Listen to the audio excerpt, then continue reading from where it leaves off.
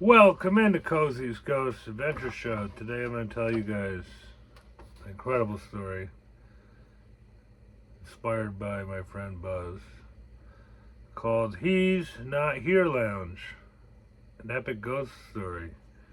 So get ready. Cheers. They say He's Not Here Lounge got its name from a running joke back in the 1970s. When the place first opened in a weathered brick building on the edge of town. The owner, Ricky Darrow, was a heavy drinker with a bad habit of dodging his wife's phone calls. So when she'd phone the bartender would say, "He's not here." The name stuck. Neon blue letters went up over the door. He's Not Here Lounge. It drew a crowd. College kids, factory workers, lost souls. The taps ran cold.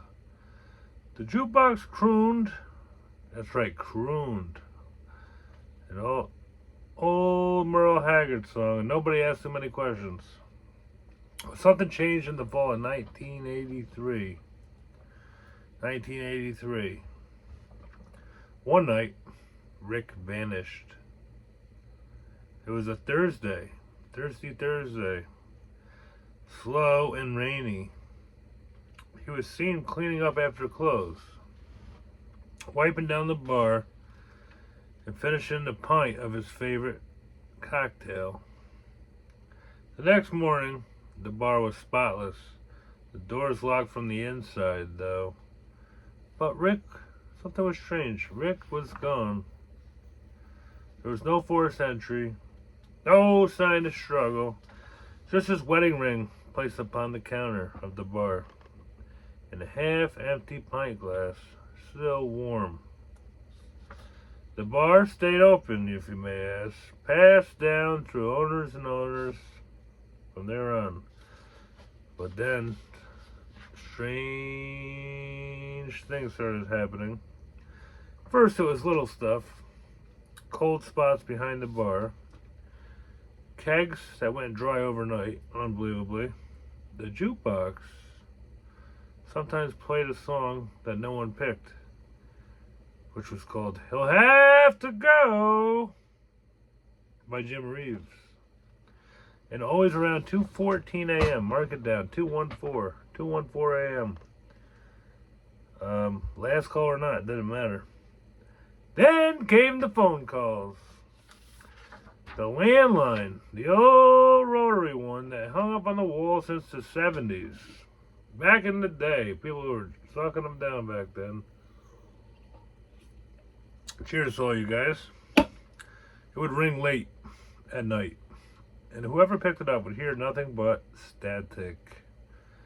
And then they would hear a whisper. "He's not here. He's not here," they would say on the phone.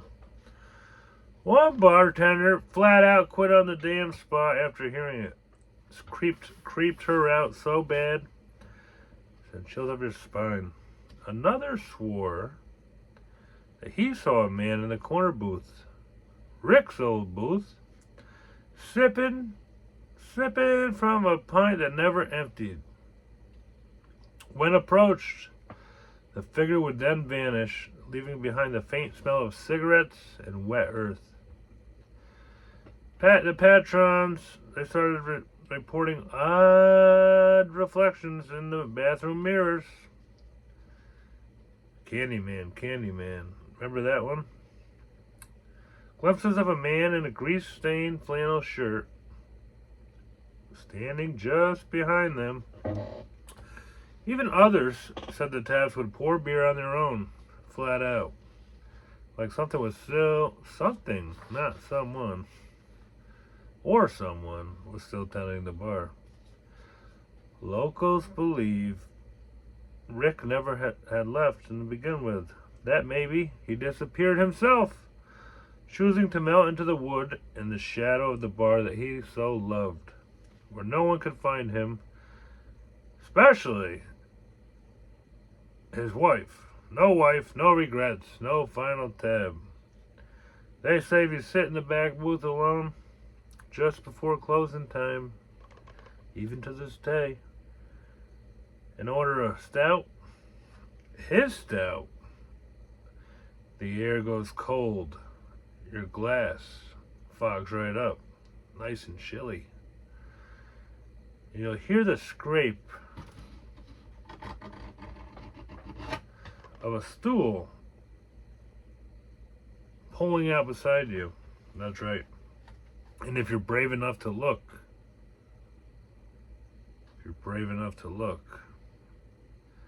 you might even see him raise his glass.